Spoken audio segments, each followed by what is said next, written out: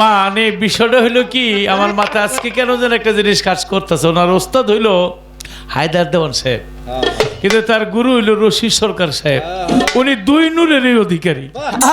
এই যে শেরে খোদা মানে আল্লাহর রূপ, মাওলা হযরত আলী বেলায়েতের কোন গুণের মাধ্যমে, বেলায়েতের কোন কর্মের মাধ্যমে উনি শেরে খোদা হলেন?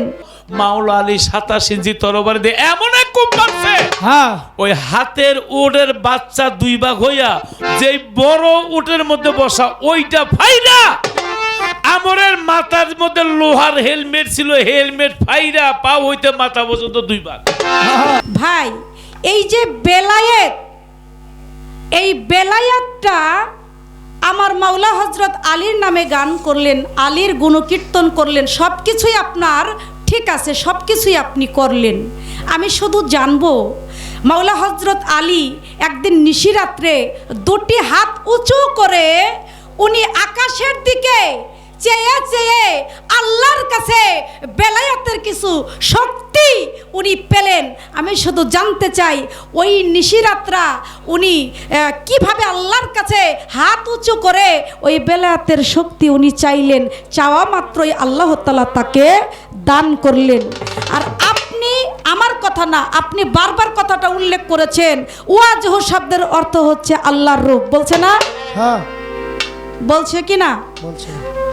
তাহলে আমি শুধু জানতে চাই এই যে শেরে খোদা মানে আল্লাহর রূপ, মাওলা হযরত আলী বেলায়েতের কোন গুণের মাধ্যমে, বেলায়েতের কোন কর্মের মাধ্যমে উনি শেরে খোদা হলেন? একটা তো পর্ব আছে, তাই না? আমাকে যদি একটা নাম দেয়, আমি তো একটা কর্ম করছি যার কারণে আমার নাম দিছে কি? হযরত আলী কোন কর্মটা কোন দিন করছিল, কোন দিন থেকে উনি শেরে খোদা হইল, একটু জানার দরকার আছে। অবশ্যই অবশ্যই অবশ্যই। আমার কথা কি খারাপ লাগে বাজান? কোন দিন থেকে উনি শেরে খোদা হলেন ওই দিনটা আমারে দয়া করে বলবেন যে শেরে খোদা শব্দের অর্থটা আসলে কি? আমারে অনেক গুণ বলবেন, এত গুণের দরকার নাই, কিন্তু শেরে খোদা কোন দিন থেকে উনি হলেন, বেলায়েতের কি সাধনায়, এখান থেকে আমি ইনশাল্লাহ চেষ্টা করব সামনে এগিয়ে যাওয়ার জন্য। মানে বিষয়টা হইলো কি, আমার মাথায় আজকে কেন যেন একটা জিনিস কাজ করতেছে। ওনার ওস্তাদ হইলো হায়দার দেওয়ান সাহেব, কিন্তু তার গুরু হইলো রশিদ সরকার সাহেব। উনি দুই নূরেরই অধিকারী। দেওয়ান এবং সরকার দুইটার এই দক্ষ, এই দুইটার অংশীদারি উনি আছে। যেইটাই কই এইটাই ঠিক। উনি আবার এই 200 টাকা দিছে 100 শিল্পীর, একজন শিল্পীর 200 টাকা, আমি মনে করি 2 কোটি টাকা দিল, ওইটা সমান হবে না। আসলে আমাদের মমতাজ ম্যাডাম এমপি, উনি গান গাওয়ার স্টাইল হইল মজায়া রজায়া নোট লাগায়া প্রেম ভাব দিয়া, যার জন্য তো তার শ্রোতা রিক্সাওয়ালা থেকে শুরু করে প্রেসিডেন্ট পর্যন্ত এই ম্যাডামের একেবারে ফুল খেলা পত্রে লিয়ে লইছে আমাদের শিরিন্দ। উনি ছোটবেলা থেকে গান রজায় মজায় কোনো হাহাতা ওই ঝড় তুফান তৈ তুফানের মতো না। এই জন্য সুর এক সুরকার আরেক সুরের দরদ বোঝে বিদায় তিনি গানে পুরস্কার করেছে হারানো দিনের গানে। তার প্রতি আপনাদের সবার প্রতি সালাম। কোন গুণে শেরে খোদা? আসলে জবাব তো অনেক আছে, বেশি বলবো না, কিন্তু দুইটা বলতে হবে। একটা হইলো ওই যে আমি বলছিলাম যে আমার আল্লাহ আমার নবীকে সৃষ্টি করে কলবের মধ্যে তাকায় দেখছে একমাত্র মাওলা আলীকে। হাদিস বুখারী শরীফের মধ্যে আছে, বাম স্তনের 2 আঙ্গুলের নিচে এক টুকরা মাংস যাকে বলে কাল্ব, এইটা যদি সুস্থ থাকে মানুষের বডিটা সুস্থ থাকে। এইটা যদি কখনো অসুস্থ হয়ে যায় মানুষটাই অসুস্থ হয়ে যায়। তাহলে বডির পাওয়ার যোগাইল কাল্ব, তাহলে আমার নবীর যে বডি স্ট্রাকচার এটার পাওয়ার যোগাইল মাওলা আলী কলবে। শেষ হেরে খোদা হবে না, হবে কি? এটা রাখলাম একটা। বাহ্যিকে অনেক জবাব আছে, আমি সব জবাব দেব না। একটাই, তাবুকের যুদ্ধে মাওলা আলীর ঢালটা ভাঙ্গা যায়, ঢাল ভাঙ্গা যায় পরে তাবুকের ওখানে একটা বিল্ডিং ছিল প্রাসাদের, 40 মণ ওজন একটা গেট, এই গেটটারে বানাইছিল সে ঢাল। 40 মণ ওজনের একটা গেট বাম হাতে ধইরা তিনি যখন যুদ্ধ শুরু করছিল তখন শত্রুরা পিছনে আর চাই নাই, এই যে দৌড় মারছিল যে জীবনে বাচ্চা থাকলে মাওলা আলীর লোক আর যুদ্ধে যাবো না। হ্যাঁ কারণ কি, যে 40 মণ ওজনের একটা গেট যে বামাতে দইরা সামনে, এর সামনে কোন বেড়াই গিয়া খারাইব? হ্যাঁ ছেড়ে খোদা মাওলা আলী এই নবীটারে টাইটেল দিয়েছিল, কিন্তু যুদ্ধ শেষে বলছিল গেটটা উঠাও, তখন আর উঠায় না, উঠাইতে পারে না। কিন্তু যুদ্ধের সময় ঠিকই ওই সময় যে এস্ক ছিল, আর একটা ভিতর থেকে ধাক্কাইতেছে না, কইতে পারি না। আলী সাহেব আছে, একটা শুরু একটা শেষে একটা মাধ্যে দিয়া কই। আমর সৌদি আরবের মধ্যে এত বড় পালোয়ান, ওর হাতের ঢাল ছিল হলো উটের বাচ্চা।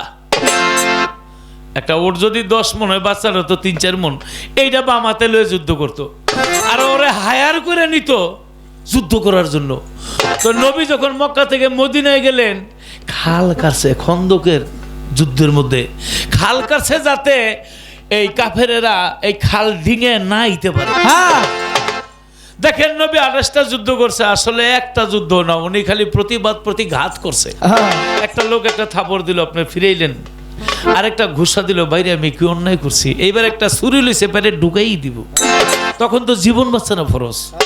নবী তো মুগ্ধা কইলেই সব শেষ, আর যুদ্ধ করতে হয়। খাল বানাইছে যাতে যুদ্ধ না করে, কিন্তু আবু জেহেল উতবা সাহেবা ওরা খালের ওই পার, নবী এই পার মদিনায়। কিন্তু তারপরও কয়েকদিন ওখানে থাকার পরে কিভাবে খাল ওভারটেক করব, আমর ও হারামজাদা করছে কি, এই খাল ডিঙ্গাই গেছে গা, গোড়া লয়ে লাভ দিয়া। মোবাইলের মধ্যে আছে দে মেসেজ, বলবেন মুখ দিয়া বললে স্পিকারে এই নবীর এই ছবিটা চলে আসবে, খ্রিস্টানরা বানাইছে চমৎকার ভাবে। এই যুদ্ধটা আছে, যখন খাল ডিঙ্গায় গেছে গা, তখন মদিনার মধ্যে যত ঘর আছিল সব ঘরের দরজা লক করে দিছে। কিন্তু আমর গিয়া বলতেছে, কিরে তোরা মক্কা থেকে চলে আসছস, তোরা না বলে মুসলমান বাহাদুর বীর, আমার ভয় করে দরজা লাগাই দিছো, সাহস থাকলে বাইরে আসো। ওখানে ওমর ফারুক ছিল, আবু বকর ছিল, ওসমান গনি ছিল, বিল্লাল ছিল, বড় বড় পালওয়ানরা ছিল, কেউ ঘরতে বাইরে নাই, কিন্তু মাওলা আলী ঘরতে বাইরে। নবীর কাছে গিয়া বলে, নবী গো আমাকে হুকুম দেন। নবী বলে, আমি হুকুম দিতে পারবো না। বলে কেন? বলে মক্কার মধ্যে ওর চাইতে আর বড় পালোয়ান ছিল না, তখন মাওলা আলীর বয়স কোনো মতো বলে 18, কোনো মতো বলে 22। যে আমি এই পালোয়ানের সামনে আমি তোমারে দিব না। আবার যখন আমর ডাকে, সাহস থাকলে সামনে আয়। মাওলা আলী নবীর কাছে গিয়া বলে, হুকুম দেন। আমার নবী বলে, আমি কেমনে এমন একটা পালোয়ানের সামনে আমি তোমারে দেই? আবার যখন আমর ডাকে, তোরা মুসলমান জাতি বীর কই, আমার সামনে আয়। তখন মাওলা আলী বলে, নবী গো আর সহ্য হয় না, আমাকে হুকুম দেন। আমার নবী মাওলা আলীর কপালের মধ্যে একটা চুমো দিলে। আর আমরের যে তরবারিটা, এই তরবারিটা 1 মণের উপরে ওজন, আর মাওলা আলীর যে তরবারিটা 27 ইঞ্চি কুরবানিতে, এই কুরবানির ছুরিটা, এইটা লয়ে মাওলা আলী যুদ্ধের ময়দানে চলে গেলে। যুদ্ধটা দেখায় মোবাইলের মধ্যে, এখনো সার্চ দিলে পাবেন। মাওলা আলী গেছে, আমার কয় তোমার নাম আলী? বলে হ। কয় তুমি আবু তালেবের পোলা, তুমি মক্কা থেকে মদিনা এসে, তোমার আমি চিনি, তুমি চলে যাও, মদিনার আর কারো মরার স্বাদ আছে কিনা আমার সামনে আইতে পারো। মাওলা আলী বলে, যুদ্ধের ময়দানে এত কথা বলার সুযোগ নাই, তুমি প্রস্তুত হও। তখন আমর বলছিল, তুমি আমাকে আঘাত করো। মাওলা আলী বলছে, ইসলামের মধ্যে প্রথম আঘাত করা নিষেধ, তুমি আমাকে আঘাত করো। যখন আমর এত বড় তরবারি দিয়ে মাওলা আলীর কূপ দিছিল, ঢাল দিয়ে ফিরাইছে, তরবারির আঘাতটা চুলের মধ্যে একটু খালি লাগিয়ে গেছে, একটু রক্ত বেরিয়েছে। এবার মাওলা আলী কয়, তুমি রেডি হও। আমর ঘোড়ার উপরে, আর 1 মণের উপর হইল তার তরবারিটা, আর উটের বাচ্চাটা হইল তার ডাল। উটের বাচ্চাটা কাইটটা তো যাইব তরবারিটা, নিশ্চিন্তায় আমর রেডি। বলে ঠিক আছে আসো। মাওলা আলী 27 ইঞ্চি তরবারি দিয়ে এমন এক কূপ মারছে, ওই হাতের উটের বাচ্চা 2 ভাগ হইয়া, যেই বড় উটের মধ্যে বসা ওইটা ফাইরা, আমরের মাথার মধ্যে লোহার হেলমেট ছিল, হেলমেট ফাইরা পা হইতে মাথা পর্যন্ত 2 ভাগ। মাঠের মধ্যে সবাই বলেছিল, শেরে আলী মাওলা হযরত আলী। আলী আলী আলী মাওলা আলী আলী আলী আলী আলী মাওলা আলী আলী আলী আলী আলী মাওলা আলী আলী আলী আলী আলী মাওলা আলী। মাওলা আলীর গুণগান বলতে গেলে বলে শেষ করা যাবে না, তবে আমি একটি গান গাই যে দুই হাত উঠাইয়া আকাশের মধ্যে বেলায়েতের কি চেয়েছিল সেই গানটি গাবো, কিন্তু ওর তো মাইক আস্তে আস্তে খালি সেজদার মধ্যে জায়গা এই উপরের ভোকালটা একটু ওকে জ্বালাই নাকি ঘরের তে জ্বালানো শুরু হয়েছে কইছি এক জোড়া দুই জোড়া মুজা দিয়ে দিও, আর যদি একটাও দেয় নাই লুঙ্গি বড় করে বইরা সাইড দিক দা মুজা ঘরে জ্বালা বাইরে জ্বালা মরার আগে আর এটার শান্তি নাই। যার শোনে নাই প্রেম প্রীতি, যার শোনে নাই, যার শোনে নাই প্রেম প্রীতি, তার পূজায় কি মন বসিবে। জানো না ও ভ্রান্ত মন কিসে গুরুর ভজন হবে, জানো না রে ও ভ্রান্ত মন কিসে একটার সার ভজন হবে, জানো না রে ও ভ্রান্ত মন যার শোনে নাই প্রেম প্রীতি, যার শোনে নাই, যার শোনে নাই প্রেম প্রীতি, তার পূজায় কি মন বসিবে।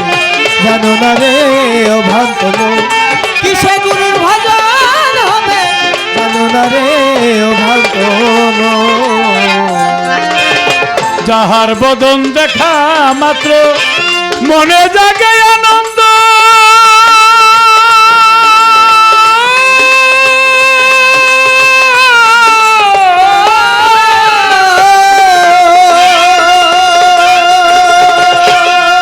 আমার একটার সারকে বুকে রেখে ভেব এই তো স্বয়ং গোবিন্দ।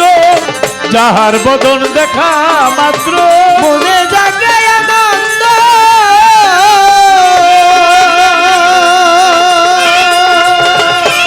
আলমাস ভাই তাকে বুকে জড়িয়ে ভেব এই তো স্বয়ং গোবিন্দ দিয়ে তার প্রতি অঙ্গ করিও গোবিন্দের সঙ্গ, প্রতি অঙ্গে প্রতি অঙ্গ হরিয় গোবিন্দের সঙ্গ। প্রতি অঙ্গে মাইকম্যান ভাইরা, মাইকম্যান ঠিক আছে, ইউটিউবাররা এই যে মাইকের এদিক সেদিক হয়, এটা মেশিনারি জিনিস বলা যায়, এইটা আবার লিখে দিও না, কাটটা দিছো তা ক্যামেরা খালি এদিকে ওদিকে যায় না, ওদিকে গেলে না বোঝা যাবে মাঠটা পরিপূর্ণ ভরা। কারণ এটা যাত্রা গান না, এটা ফাত্রা গান না, যেই গানের মধ্যে আল্লাহ নবীর কথাবার্তা হয়, পীর ও মুর্শিদের কথাবার্তা হয়, হাদিস কোরআনের কথাবার্তা হয়, এই গানই আমার মা বোনের আসে। মাঝে মাঝে আমাকে বেগম সাহেব নিজেই চলে আসে, খালি ক্যামেরা এক দিলেই হইব, সব দিকে ঘুরাই নিতেইব, কে ভাব দিতেছে, কার মাথাটা ঝুঁকাইতেছে, কে জিকির করতেছে, এই জিনিসটা খেয়াল করে উঠাইবা। আরে যার শোনে নাই প্রেম প্রীতি, যার শোনে নাই প্রেম প্রীতি, তার পূজায় কি মন বসিবে। জানো না রে ও ভক্ত মন কিসে গুরুর ভজন হবে, জানো না রে ও ভক্ত মন। প্রেম সোহাগায় কাছেই টানে, প্রিয়া কিংবা প্রিয়জন,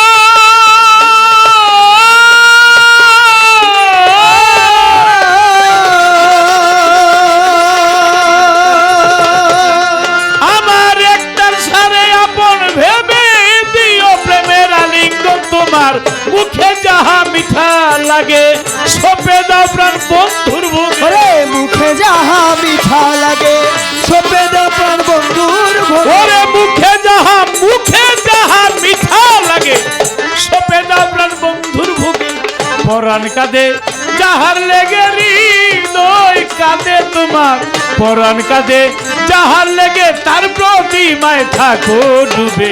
জানো না রে ও ভক্ত মন কিসে গুরুর ভজন হবে, জানো না রে ও ভক্ত মন যার শোনে নাই প্রেম প্রীতি, যার শোনে নাই, যার শোনে নাই প্রেম প্রীতি, তার পূজায় কি মন বসিবে।